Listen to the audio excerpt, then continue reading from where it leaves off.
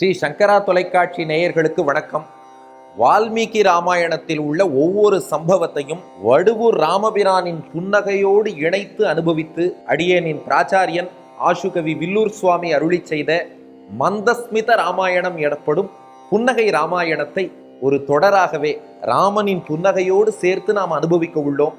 அதுல முதல் பகுதியான பாலஸ்பந்தத்தை இந்த ராமாயணம் அவதரித்த க்ஷேத்திரமான வடுவூர் என்னும் க்ஷேத்திரத்தில் இருந்தே நம் சங்கரா தொலைக்காட்சி மூலமாக அனுபவிக்கிறோம். அந்த க்ஷேத்திரத்துக்கு வந்துட்டோம்னா அங்கே உள்ள ஸ்தலத்தார் வில்லூர் சுவாமியினுடைய குடும்பத்துக்கு வாத்தியாராக இருக்கக்கூடிய தேசிகாச்சார் சுவாமியினுடைய திருக்குமாரர் ஸ்ரீ உவே வடுவூர் கோவிந்தன் சுவாமி அவர் ஒரு அனுகிரக பாஷணம் வழங்கி அந்த ஆச்சாரிய அனுகிரகத்தோடு இந்த தொடரை நாம் தொடங்குவோம்.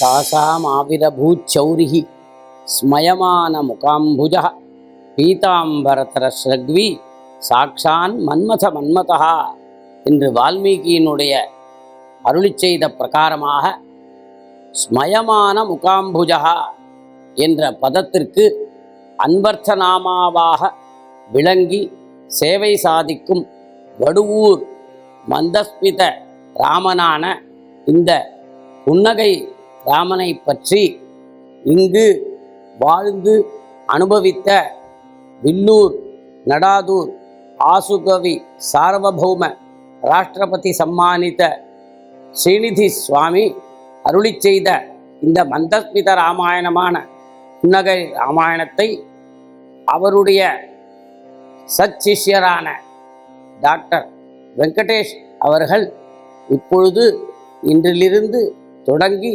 உபன்யசிக்க இருக்கிறார்கள். இப்பேற்பட்டதொரு அமிர்தமயமான ஒரு விஷயத்தை நாம் செவி மூலம் வருகப் போகிறோம்.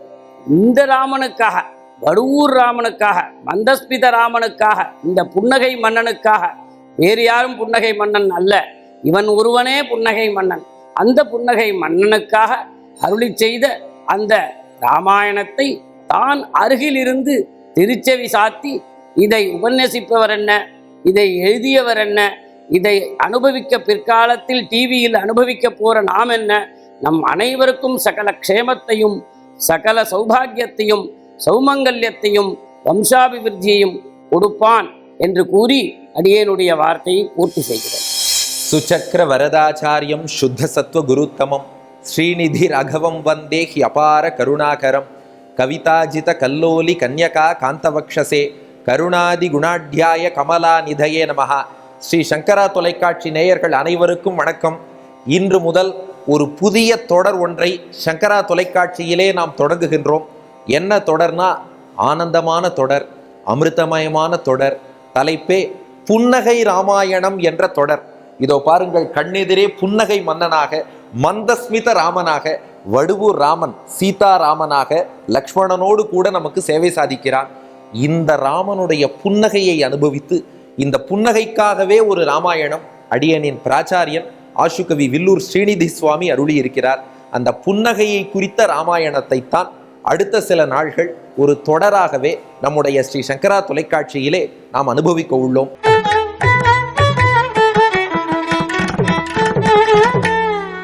சரி, அது என்ன புன்னகை ராமாயணம்? நாங்கள் நிறைய ராமாயணம் கேட்டிருக்கோமே, அதற்கும் புன்னகை ராமாயணத்துக்கும் என்ன வித்தியாசம்னா ரெண்டு முக்கியமான சிறப்புகள். ஒன்று என்னன்னா, இந்த ராமாயணத்தின் ஒவ்வொரு ஸ்லோகமும் வடுவூர் ராமனுடைய புன்னகையோடு ஸ்ரீராமாயணத்தில் உள்ள ஏதாவது ஒரு சம்பவத்தை தொடர்பு படுத்தி, ராமா அதை நினைச்சு நீ சிரிக்கிறியா, இதை நினைச்சு நீ சிரிக்கிறியா என்று கேள்வி கேட்பது போலவே இருக்கும்.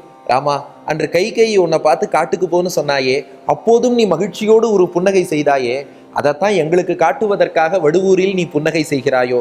அன்று சீதையின் கரத்தை நீ பிடித்த போது உனக்கு மகிழ்ச்சியில் புன்னகை செய்தாயே, அதைத்தான் எங்களுக்கு காட்டுவதற்காக நீ வடுவூரில் புன்னகை செய்கிறாயோ. இப்படியே புன்னகையை ரசித்து ரசித்து அதுக்கு வால்மீகி ராமாயணத்தின் ஒவ்வொரு சம்பவமாக காரணம் காட்டி ராமாயணத்தில் உள்ள எல்லா சம்பவத்தையுமே பாடிட்டார். அதுதான் இந்த புன்னகை ராமாயணத்தின் சிறப்பு. அடுத்த சிறப்பு என்னன்னா, பொதுவாக பெரும்பாலான ராமாயணங்கள் தேர்ட் பர்சன்ல படற்கையில ராமர் வந்தார், அவதாரம் பண்ணார், சீதையை மணந்தார் அப்படி இருக்கும். இது ராமனோடு உரையாடுவது போல. உங்களுக்கும் நீங்கள் இந்த ஸ்லோகங்களை சேவிச்சு பாருங்க, வடுவூர் ராமனோடு நாம் பேசும் உணர்வு, வடுவூர் ராமன் நம்மோடு பேசும் உணர்வு வரும். ஏன்னா ஒவ்வொரு ஸ்லோகத்திலையும் பார்த்தா, ராமா நீ தசரதன் கௌசல்யா மகனாக அவதரித்தாயே, ஓ ராமா நீ சிவதனுசை முறித்து சீதையை மணந்தாயே, ஓ ராமா நீ வனம் சென்றாயே, ராமா நீ சபரியின் பழங்களை வாங்கி அமுது செய்தாயே, ஓ ராமா நீ அனுமனை அணைத்து கொண்டாயேன்னு சொல்லி நீங்க ஒவ்வொரு ஸ்லோகமும் சேவிக்க சேவிக்க நீங்கள் ராமனோடு பேசலாம், ராமன் உங்களோடு பேசுவான், புன்னகை செய்வான். அந்த அனுபவத்தை தரவல்லது. இந்த அனுபவம் எல்லோருக்கும் கிடைக்கணுங்கிறதுக்காகத்தான் இந்த புதிய தொடர் புன்னகை ராமாயணம் என்று சங்கரா தொலைக்காட்சியினர் ஏற்பாடு செய்துள்ளார்கள்.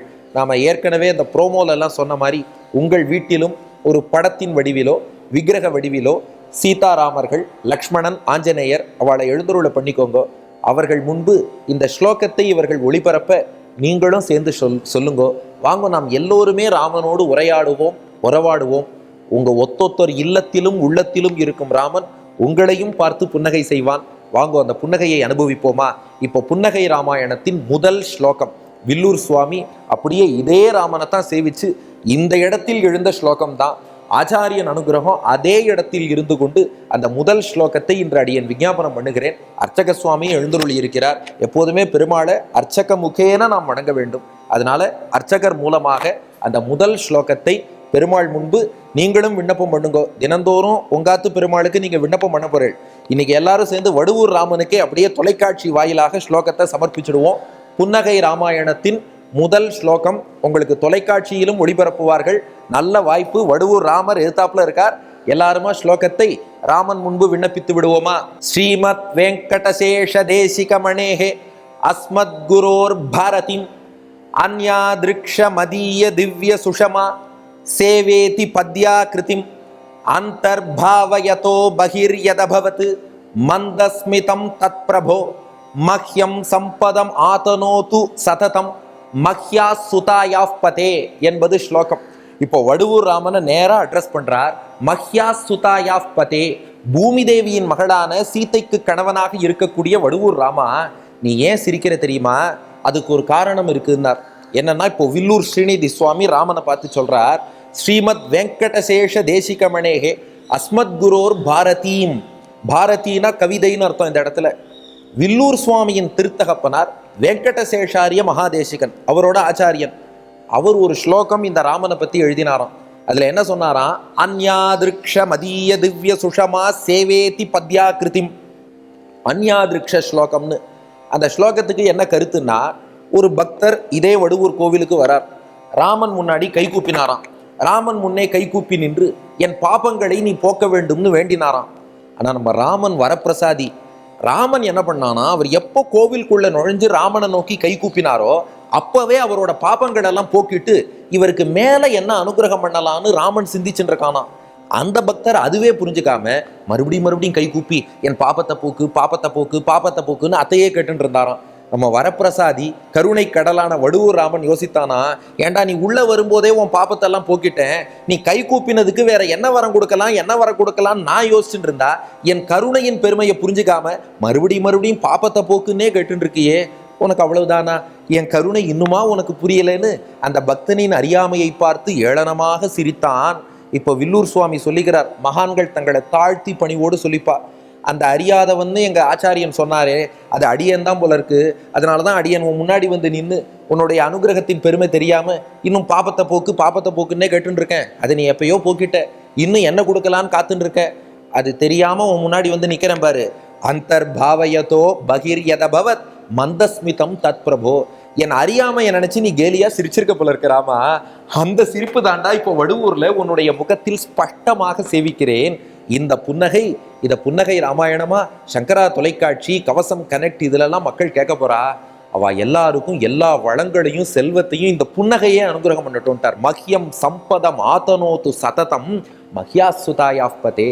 ராமன் அனுகிரகம் பண்றது அப்புறம் அவன் புன்னகை இருக்கே, அதுவே எவ்வளோ அனுகிரகம் பண்ணும். அதனால இந்த நிகழ்ச்சியை தொடர்ந்து ஒரு ஆன்மீக யாத்திரையாக மேற்கொண்டு எத்தனையோ அடியார்கள் உலகெங்கும் இருந்து கேட்கப் போகிறார்கள். அந்த அத்தனை அடியார்களுக்கும் ராமனுடைய இந்த புன்னகையே எல்லா செல்வங்களையும் எல்லா வளங்களையும் அனுகிரகம் பண்ணட்டும். அதான் இந்த ஸ்லோகம். சீதையின் கேள்வனான ராமா, எங்க ஆச்சாரியன் சொன்னார், உன்னை கை கூப்பி வணங்கணும்னு சொல்லி ஒருத்தன் வந்துட்டாலே அவன் பாப்பங்களெல்லாம் நீ போக்கிட்டு மேற்கொண்டு என்ன அனுகிரகம் பண்ணலான்னு சிந்திக்கிற. அது புரியாம அவன் திரும்ப பாப்பத்தை போக்குன்னு பாபம் போனதே புரியாம உங்ககிட்ட கேட்டுட்டு இருக்கான். என் கருணையின் அருமை உனக்கு தெரியலையாடான்னு ஏளனமா நீ சிரிச்ச. அதுதான் இந்த சிரிப்பாடா ராமா. இந்த புன்னகையானது எங்களுக்கு எல்லா வளங்களையும் அருளட்டும்னு பிரார்த்திக்கிறார். மீண்டும் உங்கள் இல்லங்களிலும் உள்ளங்களிலும் திரையிலும் இப்போது காட்சியளிக்கும் வடுவூர் ராமனை நோக்கி கைகூப்பிக் கொள்வோம். ஸ்லோகத்தை எல்லாருமா சேவிச்சுடுவோமா? ஸ்ரீமத் வெங்கடசேஷ தேசிக மணேஹே அஸ்மத் குரோர் பாரதீம் அன்யா திருக்ஷ மதீய திவ்ய சுஷமா சேவேதி பத்யாகிருதிம் அந்தர்பாவயதோ பகிர்யதபவத் மந்தஸ்மிதம் தத் பிரபோ மஹ்யம் சம்பதம் ஆதனோது சததம் மஹ்யா சுதாயா பதே. ராமனை வணங்கிக் கொள்வோம்.